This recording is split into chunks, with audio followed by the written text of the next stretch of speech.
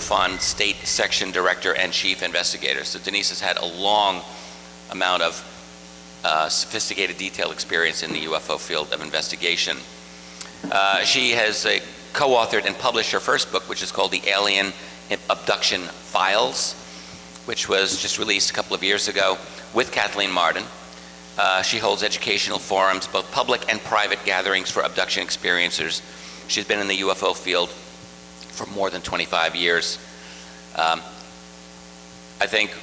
don't want to keep going here. I think you want to hear Denise. Her lecture today is entitled Yesterday's Child, Tomorrow's Search for Answers. I think we're all in for a real treat. Let's welcome Denise Stoner. Okay,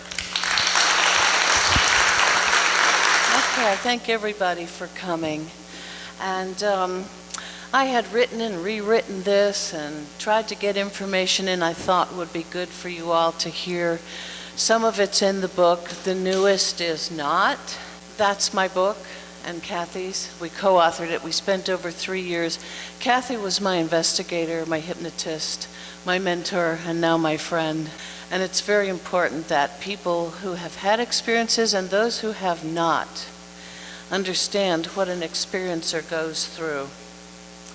And my opinion is that abductions are real, but they do need to be researched. They need to be studied. We need to find out if this person has gone through something that has to do with crafts and ETs, or do they involve something paranormal? Because those are two separate things, two separate issues, and I have worked in that field also. I lived in Denver for over 20 years, and that's the field I worked in for a very long time. So there is a difference, and I can help you sort that out. In working with Kathy, I learned an awful lot about the Betty and Barney Hill case. There's so much to that Kathy has worked with. As with this dress, we're so lucky that that has been preserved. Nothing is impossible, and evidence might still be researched in the near future by modern science that increases as the years go by, and something might be disclosed as yet that we have not discovered in some substance that was originally found in the material, and nothing's been discovered as yet. We're finding new ways to pull DNA samples from ancient animals and humans, and we may learn yet how to read what's in the meaning in this dress. And I'm going to talk very briefly about 3 cases that I've worked on that are ongoing. When we get a person who claims to have had an experience, we often remain with that individual for 10 years plus until they let us know that they're satisfied, that they're happy, that they can live with their experience. Terry Ling, the Assistant State Director of the state of Florida, had an experience years ago on her way home from work. She pulled up to the railroad tracks in the middle of the night. And when she did, alone in her car, she was waiting for her husband to come out from work and expected him to pull up behind her. He didn't. Something made him take another route. Nobody knows why. He wasn't supposed to. He was supposed to follow her home so she would be safe. And this is what happened. That's how low that craft was above the tracks, just a few feet. She did get out of the car. Her mind told her, don't do that. Don't get out. She got out. So what prevents you from listening to your own mind, from something saying, save yourself, this is unusual, you shouldn't get out, you're a woman in a car alone, even a man. She opens the door and steps out. She did see an entity. So from that, Kathy and I have both worked with Terry. We've both had her experience hypnosis and have some memories returned that she never knew were there. She feels an awful lot better about what happened. I'm not going to disclose that tonight. That's another whole story altogether. A woman called me and asked if there was some way we could meet. She lived just over the border in Georgia. She'd had several experiences that appeared strange, and one morning she woke up and her mouth and her daughter both were very tender. She asked me what to do. I told her take immediate photographs. She's had this as an ongoing thing. She opened her mouth, looked in the mirror, shined a flashlight in. I don't know if you can see this, but there's a puncture wound in there, perfectly round. It looked like a laser cut. That one's pretty dark. It's brighter on a smaller screen. Both her and her daughter had puncture wounds, one in the side of their mouth, one directly on the jaw. They don't know where they came from. They went to the dentist that day, made an appointment, and the dentist could not explain how it happened. It was deep. The one especially in the jaw went in at least an inch. He had to pack it in order to heal it because it was getting infected. Funny, it healed up within a day and a half. And it had nothing to do with what he packed the jaw with. The same thing with the cheek. It came so close to opening on the other side to the outer portion of the cheek. They have absolutely no idea, except they began with some strange dreams, very, very odd dreams about your typical gray. They both drew pictures for me, and they're still having experiences. This has been over 3 years. Now they're waking up in the morning with puncture wounds on other portions of their body.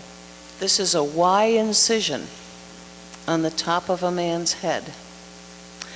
He awoke in his garage after he went to bed, fell sound asleep.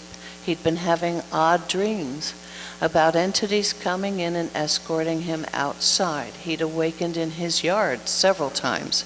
This time, he woke up in his garage, sleeping on the floor. He had the Y incision on his head. He called to his wife to come and take a photograph to send me. He was terrified. He had reached down also to some tenderness in his abdomen and found that he had some clear fluid. He had some blood mixed in with it, and he had recalled something puncturing his navel. We don't know why, but these don't occur often. When they do, they're very clear, concisely cut. Now we'll go to my experience. This is the one that Kathy has spent a long time investigating. I had clear, conscious memories from age 2.5. People say, how can you recall that? How do you know? Did you make it up? Was it a dream? No. Why do I remember? There can be something going on in your life that causes you to recall the exact moment something happened for the first time. Mine was, I was alone in the house with my grandfather, who lived there. My grandparents both did, on my mom's side. He was taking care of me. Why? Because my mom was in the hospital giving birth to my sister. My dad was gone. He was there with her. So I remember being alone, having my grandfather take care of me for the first time on his own, and he had cooked dinner. And I was in a back, small living room, standing on the sofa. I could climbed up on the sofa, and I was looking out the window. I could entertain myself at that age, and I was watching. And I saw what, to me, in a child's mind, looked like Humpty Dumpty. It was a huge egg right above the power lines, the telephone lines. This was in Hartford, Connecticut. So as I looked, it wasn't moving, it was sitting dead still. My grandfather came through. He had done the dishes. I clearly recall seeing a towel over one arm. He looked at me and I said, Grandpa, why is Humpty Dumpty out there? He looked out, and I can very clearly recall a look of fear on his face. He just responded with, I think we'll go and put you to bed. Took me upstairs. He was a very calm man. He'd been in World War I in the trenches in France. So upstairs we went, put me to bed. He went back downstairs, and it wasn't long after that in the dark that this very small creature came out of the wallpaper. He was dressed like a hooded monk. He was carrying a small object, not much larger than this. There was a light on the top. He came and stood by my bed. He put the other hand out from his sleeve and had 4 fingers. I wasn't frightened. I don't know why. I was more intrigued. And I knew I was supposed to take his hand. So I did. We walked out of my room into the hallway and right through the wallpaper in the hall. My memory from there is of sitting on a long bench There were other children there, and what we did, I'm not sure. I think it was some sort of lesson we were given, and that's the beginning of my experience. Went on there for years and years, and I'll show you what the last one was. I'm going to move forward now.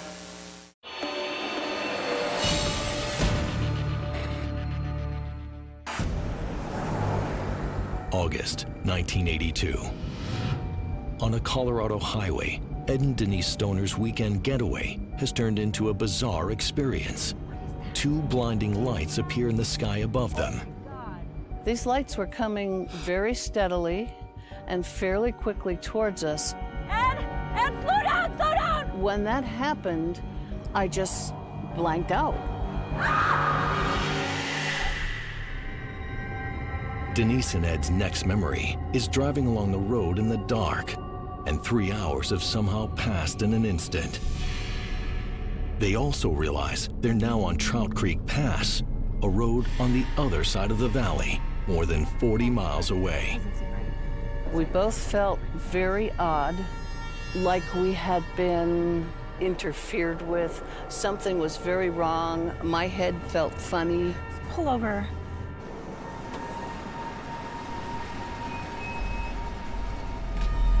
Look at the odometer. We should have at least 40 more miles on this. I remember looking at my odometer right after I passed the city. It was 74 miles. My God, it still says 74 miles, and I'm 40 miles down the road up on Trout Creek Pass. This does not feel right at all. I began to question everything. I thought, is this a UFO? Stupid, but do you think that could have been like a UFO? Like that could... No. We were both confused, and we were both anxious. So we said, let's just head for the ranch.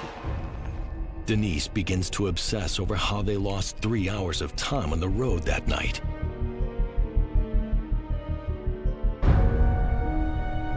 But it's not until years later that she decides to see a renowned UFO researcher who specializes in alien abductions. Every time you take a deep breath. Denise is put under regressive hypnosis to recover her memory. She took me back to that point, and I saw the craft. And under hypnosis, I drew the craft, which looked like two dishes upside down, inverted, with a ring in the center filled with lights. I was taken out of the car by two entities. And I was taken into the craft, and inside a hallway, I remember the entities and was very, very frightened. I saw no emotions whatsoever, not anger, not fear. They weren't questioning anything. Once inside the craft, she's confronted by one of the alien creatures. He was speaking, but not with his mouth. Maybe it was a form of telepathy because I heard everything. This actual recording from Denise's hypnosis session reveals what the aliens have in mind. He was going to have to prepare me for the future. He had a wire, it looked like a wire. It will keep track of me. The alien inserts a tracking device into her foot. And I try to kick him. I can't move. And it is painful. It made me scream.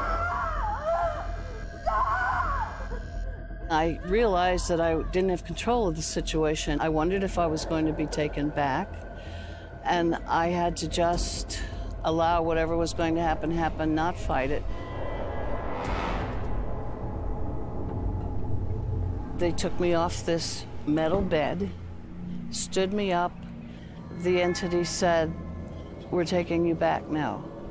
I have no idea how I arrived, but I was back in the car and we were sitting on Trout Creek Pass. Since the abduction, Denise has dedicated herself to UFO research and helping others who have been abducted. The experience has changed my life and has made me want to move forward and continue to research and continue to look for answers, and I'm going to keep looking for those answers. Okay, this shows you both passes. It shows the Glacier Valley and the wide stretch of that high desert in between. Kenosha Pass is the first mountaintop.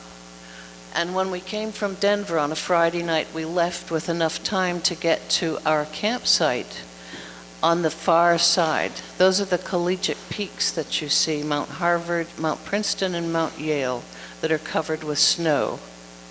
The town of Jefferson is below Kenosha Pass. You can see that town. 4 miles outside the town of Jefferson is where we were taken. There are huge snow barriers along that road. You can follow the town of Jefferson, and the road actually weaves slightly to the right and around and then up the far mountain. That's Trout Creek Pass. We found ourselves on the top of Trout Creek Pass. But after leaving Jefferson, I had been watching a set of lights out in the far desert. They moved rapidly towards our car. I could not see any kind of vehicle or craft attached to those lights. I just was very curious because we never saw anything like that. And I was also watching the barriers.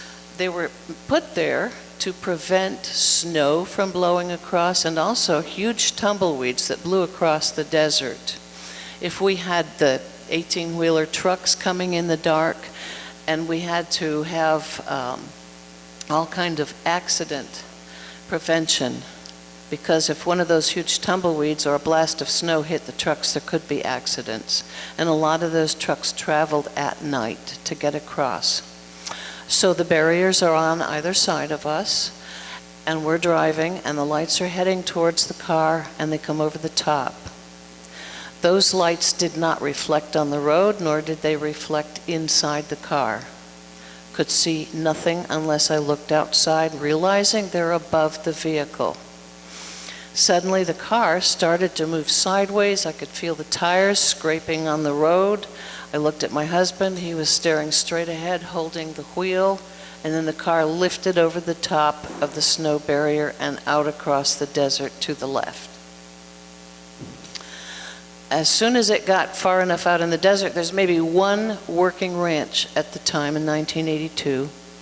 It settled down in the desert. The lights moved in front of the car. I then saw the craft that I described. And then I don't remember anything until we arrived across the desert, sitting with the lights on, the engine running. My husband came to, and we couldn't figure out what was going on. We knew we were terrified. We did know that. Started to discuss what had happened. And the clincher here that Kathy was fascinated with is we had for 2 years driven this route. My parents were on the other side waiting for us. This is the only road you can take to get to that ranch. There are no side roads until you get all the way to the other side, on the other side of Trout Creek. That's where my parents came in from Colorado Springs, drove another 7 miles to the ranch.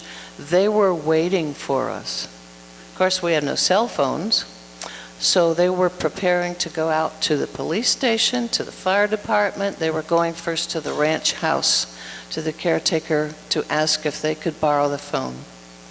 So when we pulled in, still in shock, they were walking down the road from their campsite to knock on the door. They walked up to the car. We rolled down the window. Our daughter was sound asleep in the back. She knew nothing of what occurred. Nothing. Rolled down the window. My dad worked for Aerojet General, same place as Stanton Friedman. And he was rather scientific-minded, so when he walked up and said, "Where have you been? What happened?" We were all worried. A good family friend was with him. "What's going on?" We just looked at him and said, "We have no idea. We don't know." He just looked back and said, "Okay, maybe we can talk about it later. We'll figure this thing out." My mom was the type I have a need to know, and you have to tell me, and we've got to figure this out. We're going to have an answer. And she would keep needling. She even had to know what you were giving her for Christmas. That's the type of person she is. She didn't like secrets, and my dad had to keep them all the time. And he was the best secret keeper I ever knew. And especially having a wife like that kept on, she would say, I have a need to know. I have to know right now, I need the answers. And he was just spectacular at keeping those secrets. So I felt fear, my husband felt fear. Here we are now up in the middle of nowhere on the Arkansas River with 1,800 acres of BLM land behind us. So after that night, we didn't know what to expect. Was this thing going to come back and get us? No idea. We were there for the weekend, and we weren't about to get in the car, turn around, and go back down that route in the dark. We lived with this for years. I worked for the federal government, although it was National Park Service. They have some areas within the Department of Interior that make you question some of what's going on. They have a section called biological surveys. Nobody knows that. And I had been shown some things that they had even prior to the military. I went to work for the military when I went to Florida. And when I moved from the Department of Interior with fancy phones, the first computers, they seemed to get everything they needed when they were funded every October. And then I went to work for the Navy. I had a phone with a cord, a typewriter, and I had to work with carbon paper for a lot of years. I didn't know how to do that anymore. And I was doing background checks on new recruits who came in and wanted to get into the nuclear power school and had to be squeaky clean. So I learned how to investigate. Fascinating work. So I met Kathy. She showed up at one of my meetings. I didn't know she had moved to Florida. And I watched her for a while, and I wondered, well, it's a matter of trust. Could I trust her? Should I speak to her?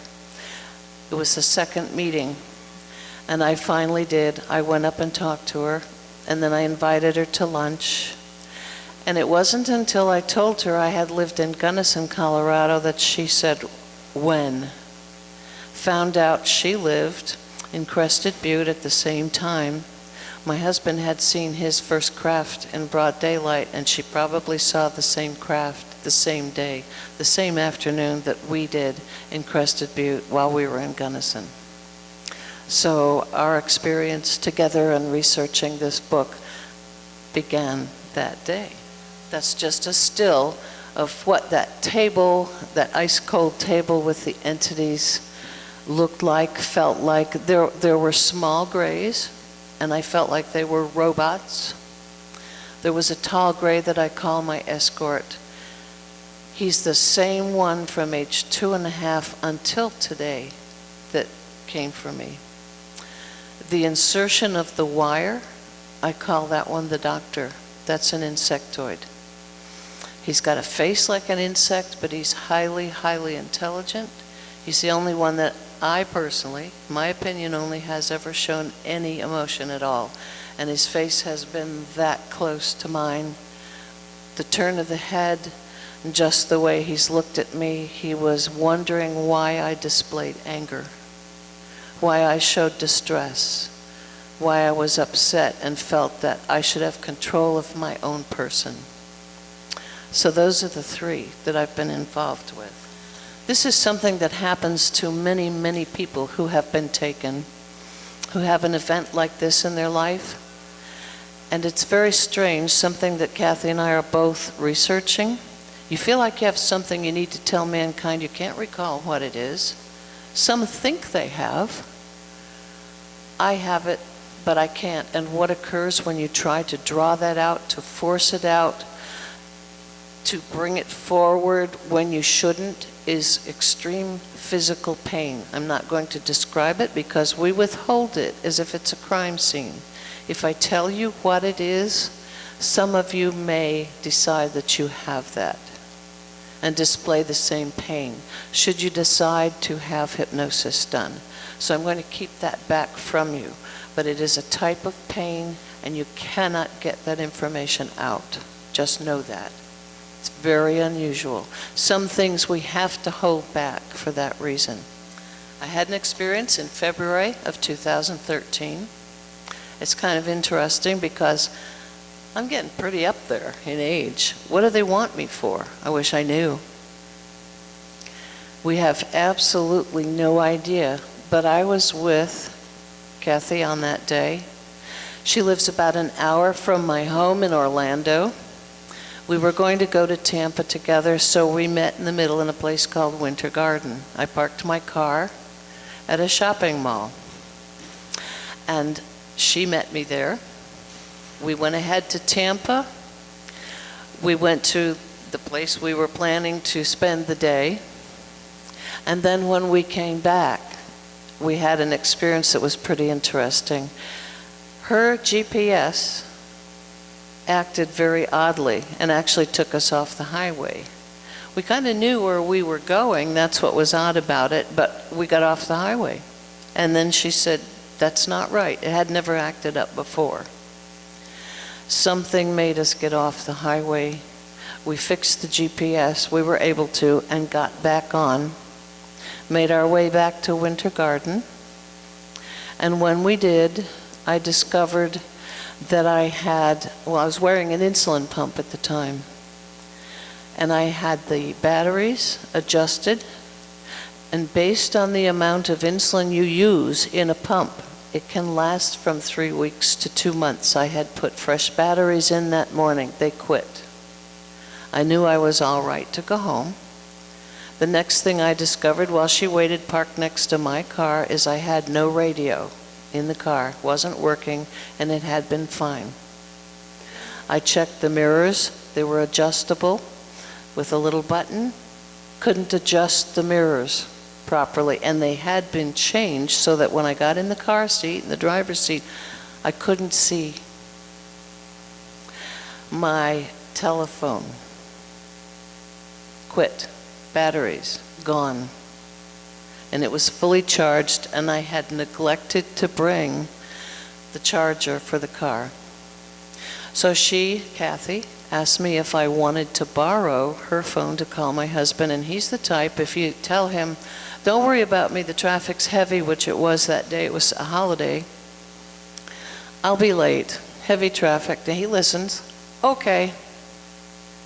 So I drove. Lake Baldwin used to be the Navy base where I worked. And I was going to take a shortcut home, a road that cut the two major highways in half. It was a side road, and that's what I decided to do. Maybe I'd miss some of the traffic. When I headed that way, that's not where I ended up. You can see the map and where I was supposed to go.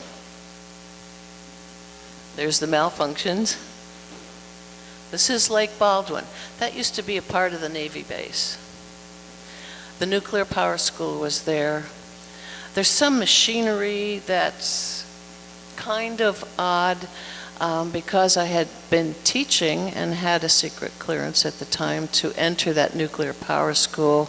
I knew where some things were. I had been taking a tour on the inside of that. There were some underground workings, which is unusual for Florida. Usually when you dig in Florida, you come to water real soon. They had worked it so that they could flood the bottom of the nuclear power school, and I'm not telling stories out of school. They could flood it so that the young sailors could understand what would happen in a sub, nuclear or not, and learn how to escape in any given situation. There were also pumping systems. Funny that school is gone since the base closed, but the pump systems are still running. There are some oddities about that area. I wouldn't want to own a house there, and it's really fancy. So I ended up across from this lake when all of a sudden I realized I had missed all the roads I wanted to take.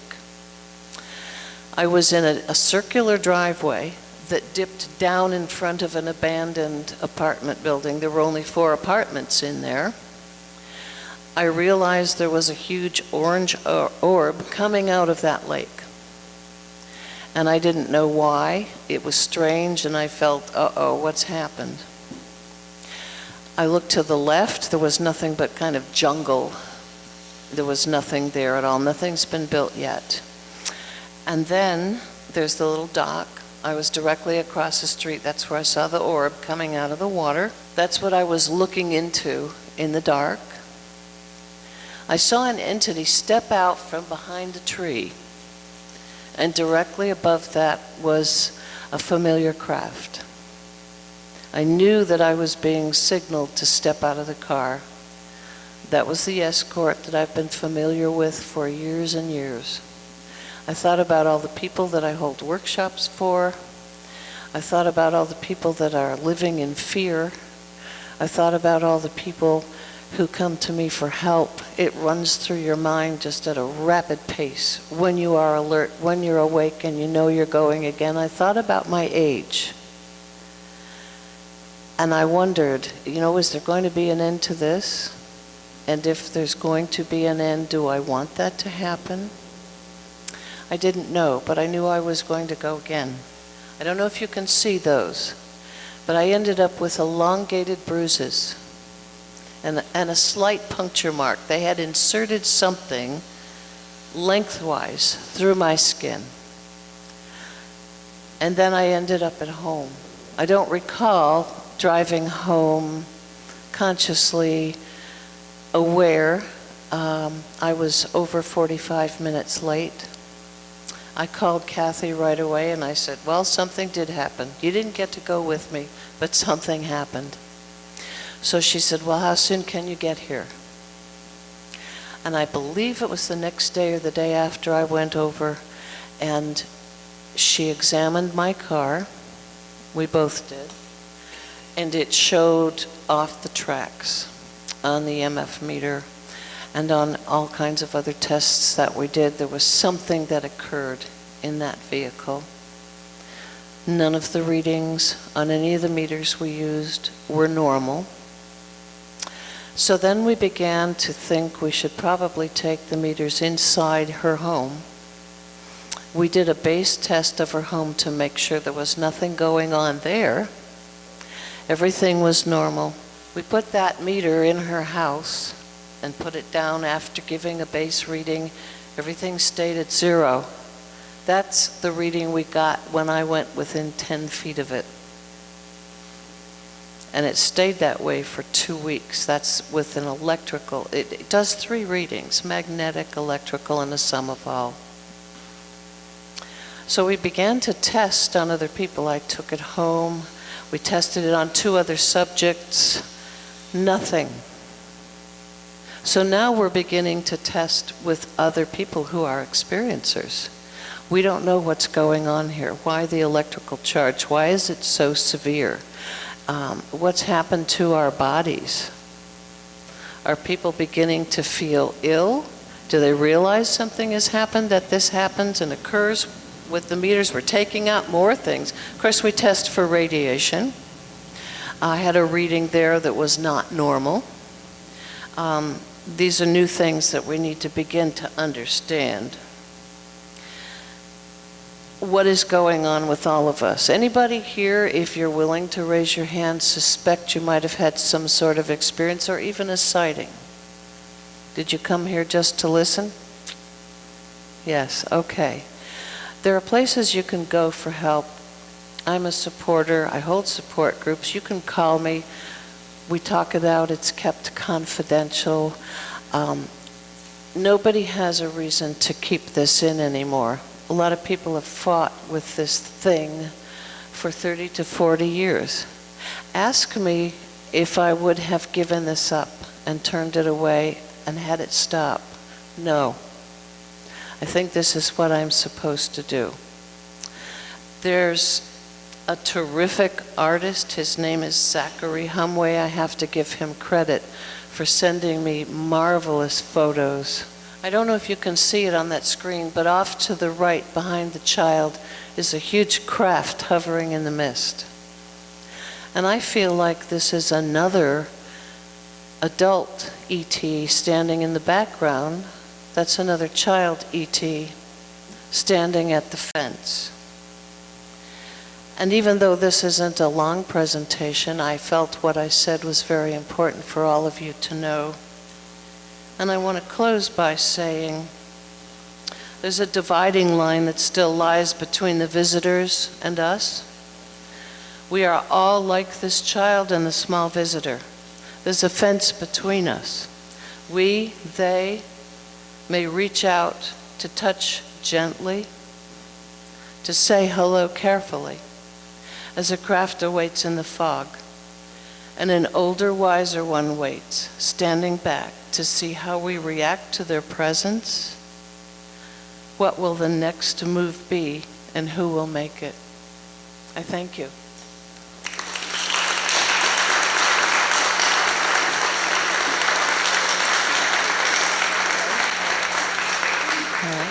We have a few minutes, and we can take a few questions. Does anybody have any? If you do, you may want to go up to the microphone, or maybe we can speak up. Come on up.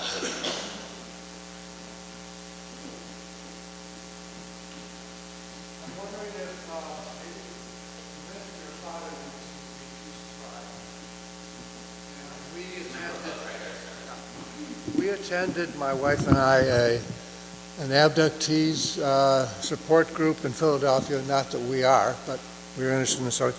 And one gentleman said he, his father, grandfather, great-grandfather, his son, and now his grandson had all been abducted. So it would seem that in many cases it's a lineage type of thing, and I wondered if you have any comments on that. Yes, we're finding this is generational, and when someone comes to us, we very carefully approach that by asking a few proper questions. Yes. Okay, and one other one. You said something between your toes. A doctor by the name of Roger Lear has, I don't know, you're probably familiar with him, has done a number of abductees have had inserts, implants. I mean, he spends, I don't know, he's done at least 20 or 30. Is that anything that you think might be associated with that, or do you think it was just... He did some marvelous work. He has passed away. Is that right? And it's a shame that we don't have someone that's immediately following it. We need more people like him. We really do. But is there any supposition that these are put in as tracking devices, or why are they putting these in certain people? Well, we don't know why. Okay. We're trying to find out. We believe they might be some sort of tracking system. Some of them are about the size of a grain of rice. Right. And what we ask people to do, number one, if you find something like that in your system, just below the skin, you can test with a magnet. Very often they lift up under the skin. That's one thing you can do. Another thing is to use a UV black light flashlight, because traces of some sort of substance can be left on your clothing and on your skin, and they will phosphoresce under that light. And take a picture of it. Don't just tell us. We need evidence. Okay, thank you.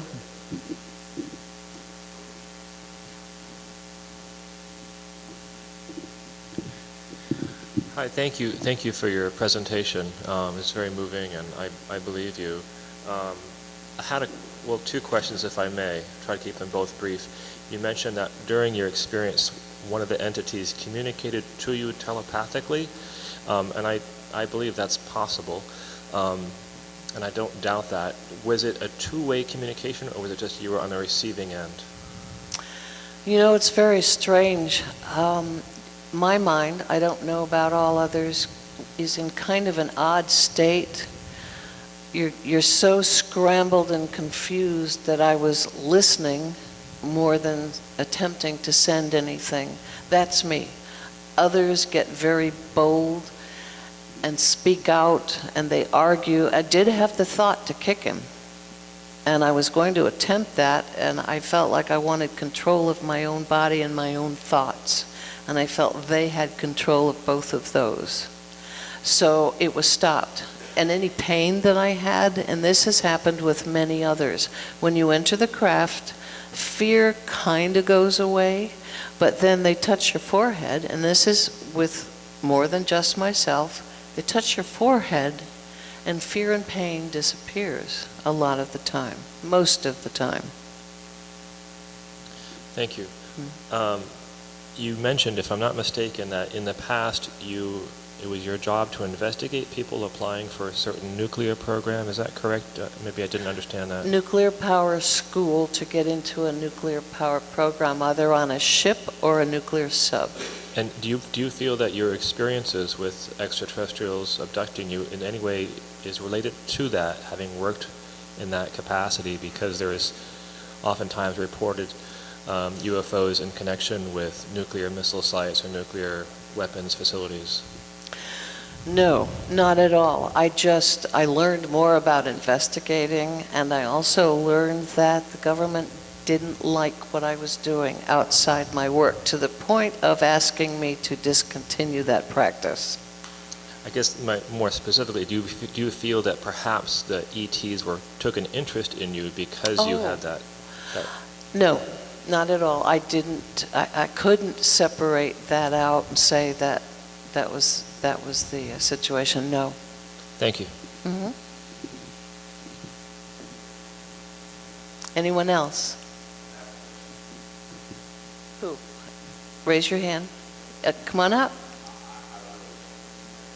All right.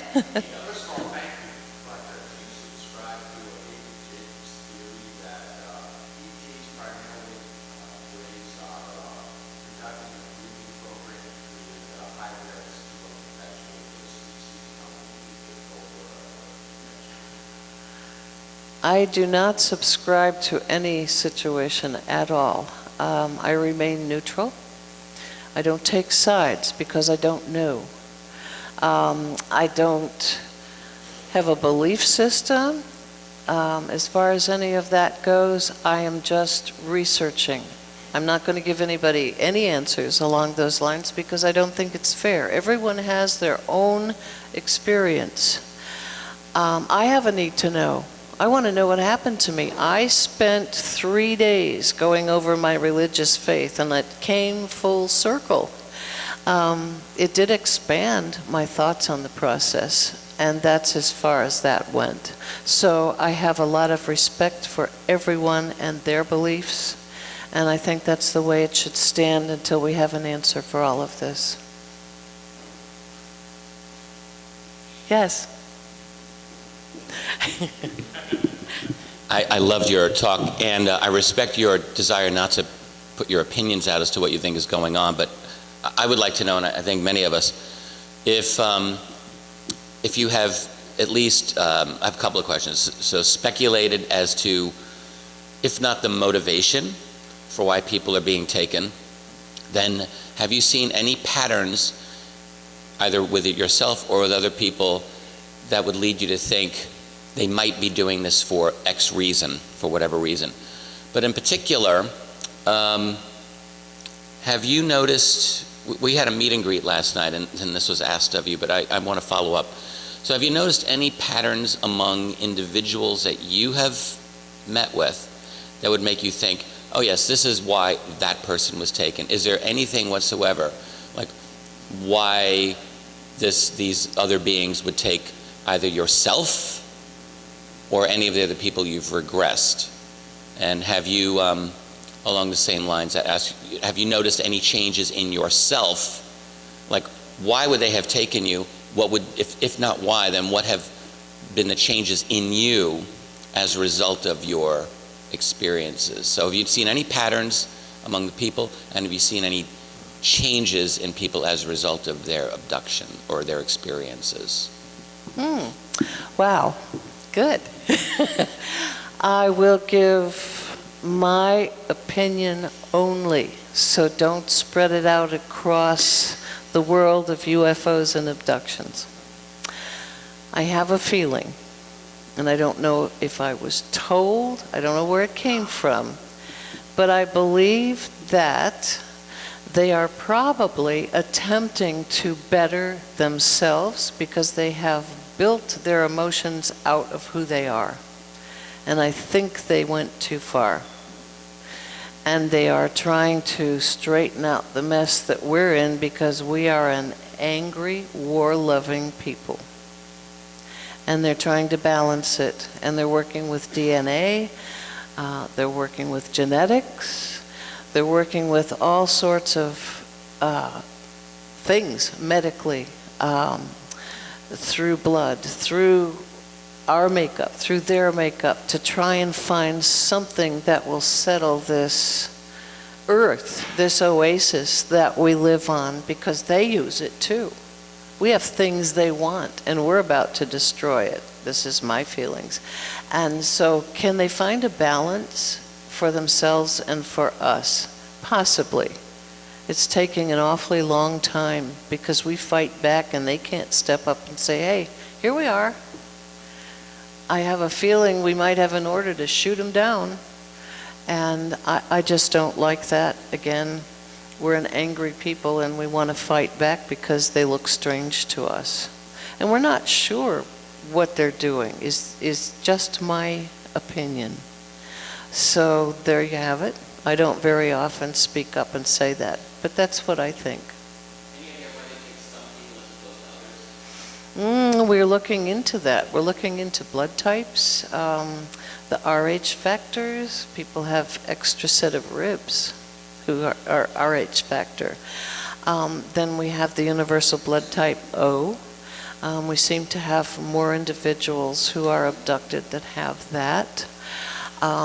We have people who have certain religious beliefs, but they're more open-minded than others.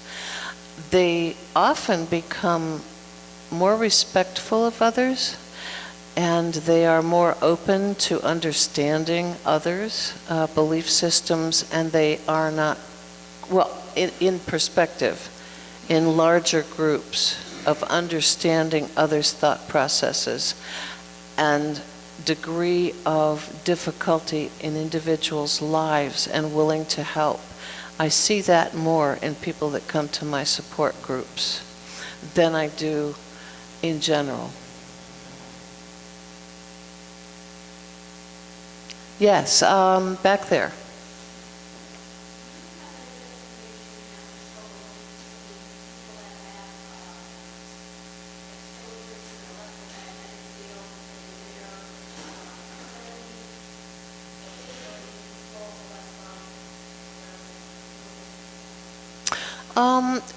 There are several links. People that have been abducted for about 2 weeks. First of all, many of them are psychic, very psychic, because they have the ability often to predict future events with a high degree of accuracy. They also cannot wear watches. They'll blow out their microwave ovens, light bulbs, hair blowers, that's a good one. Items like that. And after 2 weeks, that seems to fade. They can also walk under street lamps, walk back and forth, walk one way, turn them all out, walk another, and they go back on. My husband did that as a demonstration for a long time with our neighbors. We didn't think about the reason for it for a long time. But now we know because we've seen it in others. So they have several abilities, or is that an accident and something that happens to them? I cannot go into an MRI, especially using dye contrast. If you use dye contrast, I have a blood disorder that I never had until I reached a certain point. Perhaps they have a new technology. I develop immediate blood clots. No one knows why. And I don't think it's their fault. They didn't do it to me. It just happened. And it was after I saw the core of a ship, and it was very, very different, and I felt it, and we have it videotaped. I didn't know the reaction I would have. Kathy filmed it. So there are many, many things that we're discovering and we need answers to. Who was next? Yes. Yes. You would have heard one of my hypnosis sessions with Kathy. No. I'm sorry. I wanted you to hear it today. Anybody else? Yes. I appreciate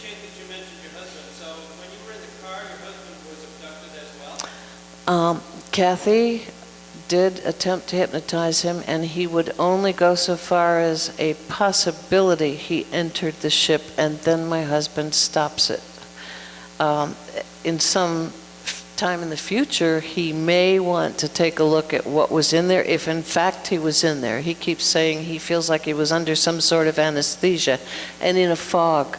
On a diving trip in Florida, the same thing happened. The only difference was he was able to draw an entity, putting me back in the truck. So does he know if he's been abducted a second time? As you have been? He doesn't know. He was sitting in the truck the second time, and he saw the entity put me back. Yes.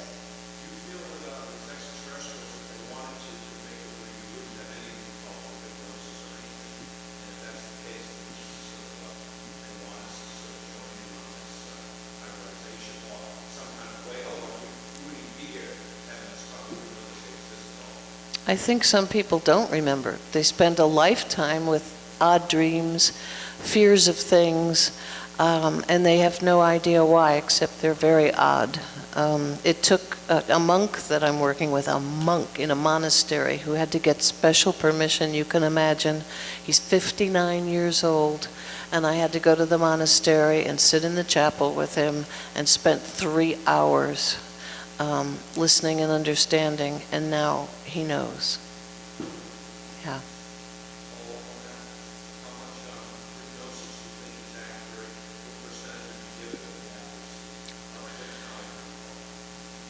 We have to use some of the points that we have and listen very carefully to say, okay, this one is credible. It's a lot. I mean, I'd have to sit and explain to you, but it takes a lot. Yeah. We have some protocol. Yes, we have about 2 more minutes. Yes. Mm-hmm. What would you comment to me? You said that they told you a secret, and you don't get a comment on that secret, correct? That was in your presentation, I believe. No, I said I have something that I can't get out. I don't know what it is, I just know it's there, and so don't others. And if you try to force it out, there is physical pain, and it will not come out. I don't know what that information is. You're talking about why the abductions, do the aliens want us to stop atomic bomb testing and atomic, that kind of stuff? I can't be specific. All I know is that we're ruining this oasis, this earth, this place that we live, and the place that they use. Water, minerals, any number of things, because there aren't very many places like this. That's what I feel. That's what I feel I've been told, and many others like me. Yes. I thought you had called on me, sorry. Do you have any insight at all from your work with people about the connection between autism, the autism spectrum, and potential abductions, hybrids, anything like that? That's very interesting, because we have been asked to put that on our questionnaire. From all over, people have come to us and said, could you put this on? Very curious, we need to know. And so we're working on that. We're working on that, and once we have some answers, we'll put it out there. Thank you. Thank you very much.